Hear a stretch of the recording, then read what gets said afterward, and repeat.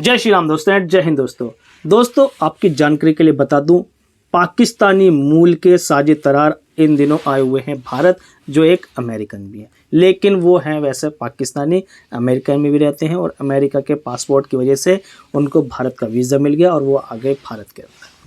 अब भारत के अंदर आते ही वो पहुँचे हैं cleanest city of India Indore, और जब वो इंदौर में कदम रखते हैं तो क्या हो जाते हैं, मैस्मराइज, बहुत चक्के हो जाते हैं, क्योंकि पाकिस्तान के अंदर साफ़ सफाई का तो कोई नामो निशानी नहीं है। वहाँ पर गंदगी जिस तरह से रहती है वो खुद ही बता रहे हैं। दूसरी तरफ जब वो भारत में कदम रख दिया उन्होंने, और भारत में कदम रखते ही उन्होंने देखा कि भारत की इंफ्रास्ट्रक्चर देख कर ही वो मैस्मराइज हो गए, क्योंकि इंफ्रास्ट्रक्चर में भारत बहुत तेज़ी से आगे बढ़ रहा है। भारत के रोड्स, हाईवेज़, उसके अलावा टेक्नोलॉजी, उसके अलावा जब उनको पता चला कि अब स्पेस प्रोग्राम में भी भारत बहुत तेज़ी से आगे जा रहा है, तो साजिद तरार भारत के बहुत बड़े फ़ैन हो गए।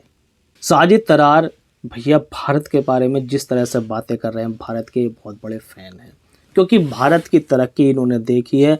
भारत का इन्होंने वो टाइम भी देखा है जब भारत इकोनॉमिक क्राइसिस में था, लेकिन भारत किस तरह से निकला, भारत की क्या स्ट्रैटेजी थी, ये इन्होंने बहुत अच्छी तरह से देखी है, और ये इस वजह से भारत के बहुत बड़े फ़ैन हैं।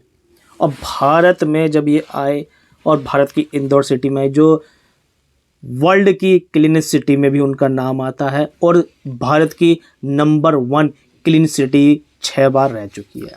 अब इस बात से आप अंदाज़ा लगा लीजिए कि क्लीन सिटी रखना इतना आसान काम नहीं है। वैसे तो इतना मुश्किल नहीं है, लेकिन इतना आसान भी नहीं है, क्योंकि लोगों को अवेयर होना चाहिए इसके बारे में। अब लोग ही अवेयर नहीं होंगे, साफ़ सफाई का ध्यान नहीं रखेंगे, तो कैसे काम चलेगा।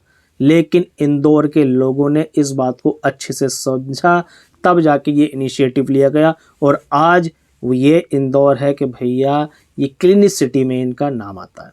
ठीक है, अब ये हैं इंदौर में जैसे ही इन्होंने कदम रखा, सबसे पहले ये इंदौर के जो एयरपोर्ट हैं वहाँ के ये फ़ैन हो गए, क्योंकि वहाँ पर अहिल्याबाई के नाम से एयरपोर्ट है, अहिल्याबाई के नाम से जो है हॉस्पिटल हैं, कॉलेजेस हैं, बहुत सारी चीज़ें हैं, क्योंकि उनका एक इतिहास रहा है, क्योंकि उन्हें हम बहुत अच्छी तरह से सराहते हैं। तो साजिद तरार ने उनको देखा तो ये मैस्मराइज हो गए।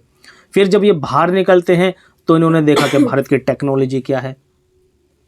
भारत के लोगों को तो भैया पैसे कैरी करने की ज़रूरत नहीं पड़ती, सीधा QR कोड स्कैन किया और पे हो गया। ठीक है, ऐसा भारत के अंदर होता रहता है, नई नई टेक्नोलॉजी होती रहती है।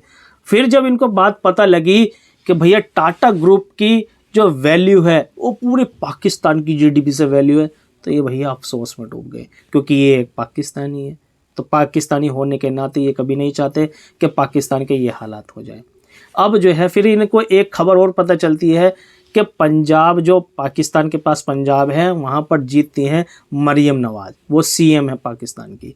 वो कह रहे हैं कि हम भारत से ट्रेड चालू करेंगे और भारत से अच्छा रिलेशनशिप जो है ना बनाने की कोशिश करेंगे।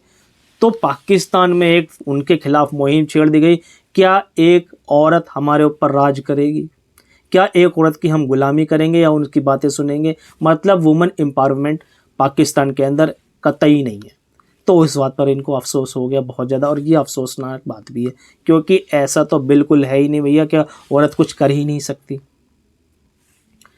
तो भैया इस वजह से उनको भैया बहुत ज़्यादा अफसोस हुआ। फिर इनको एक और बात पे अफसोस हो गया कि भारत के अंदर स्पेस प्रोग्राम में 109 स्टार्टअप शुरू होने वाले हैं या शुरू हो गए हैं।